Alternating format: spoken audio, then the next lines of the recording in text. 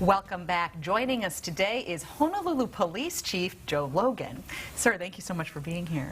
Well, thank you for the opportunity, Gina. I look forward to the questions and answers for your viewing audience. Thank you. One of the things on top of people's minds is what is the latest on concealed carry permit processing and issuance? So starting last Sunday, the rules became in effect. And so we are now beginning the process of processing all the applications. We have something like about 600 applications that are already in. We're going to take those applications. We sent letters to everyone over the weekend. So I asked that they fill out the documentation, provide it to us. Any other requirements that they need, like a 4-hour class on firearm safety, and then a qualification. Shooting proficiency qualification to ensure the public that these individuals can shoot at a target and hit a target at various ranges, and then they can do that within a timed frame. And so they do all of that. They get their applications in as we get the documents back from either medical facilities for inquiry or background investigation. Then we'll start issuing licenses. What do you think practically is the soonest that the first one could be approved? It really depends. It depends on getting all the documentation in from the individual applicant, and then the ability for us to get the information back from the health provider of the individual that they provided on the form. So it's really, that's probably the longer pole in the tent to get that data back.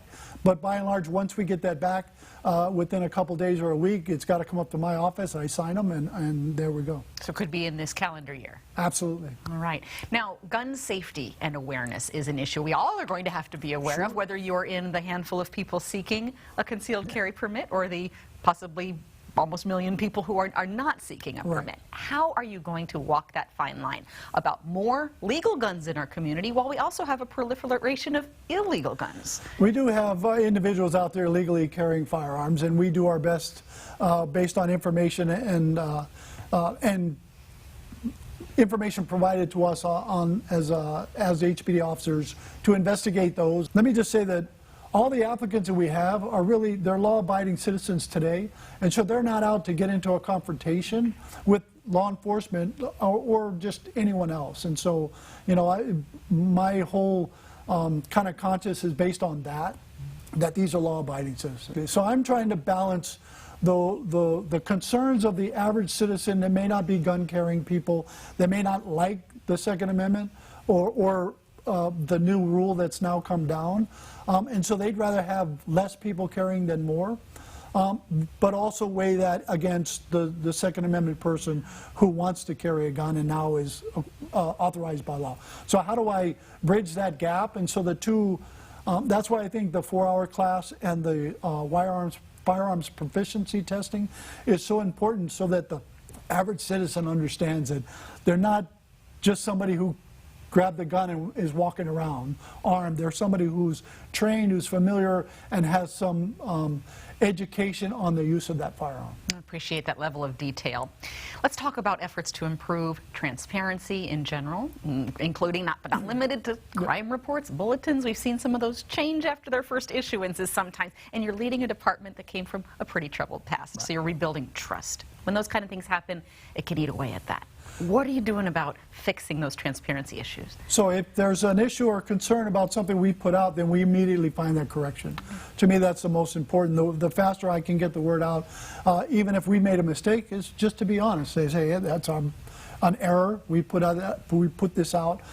We should have reevaluated or checked the factors and then fix it and tell the public what is right and what we may have erred on. But also what I'm doing is I'm out meeting all the different Rotary clubs, Lions clubs, and other organizations that ask me to come speak. And so I'm doing that one at a time, and I'm getting in front of 30, 40, 50 people at a time. And I'm talking about what is my, moving the department forward. How do I do that? Where am I doing that? Where do I see issues and concerns? Now, coming up, of course, we have a big holiday this week. More holiday season to come. Drinking and driving, impaired driving has got to be on the top of your mind. Absolutely. We have, currently, I think we're at 48 fatalities year to date, which is just slightly above what we ended last year. So how do we help those drivers that feel that being impaired is okay to drive and it's not, right? So how do we as a Honolulu Police Department protect everyone else that's on the road that's not impaired? So to do that, we're going to have impaired driving checkpoints, and that'll be out through the holiday weekends and through the holiday weeks. And so that'll help us reduce and hopefully eliminate, the further traffic fatalities. Well, Chief, we sure wish you the best of luck with a challenging weekend ahead and challenging months ahead in your Well, thank leadership. you. Thank you so much for the opportunity. Appreciate it. And we'll send it back to the desk.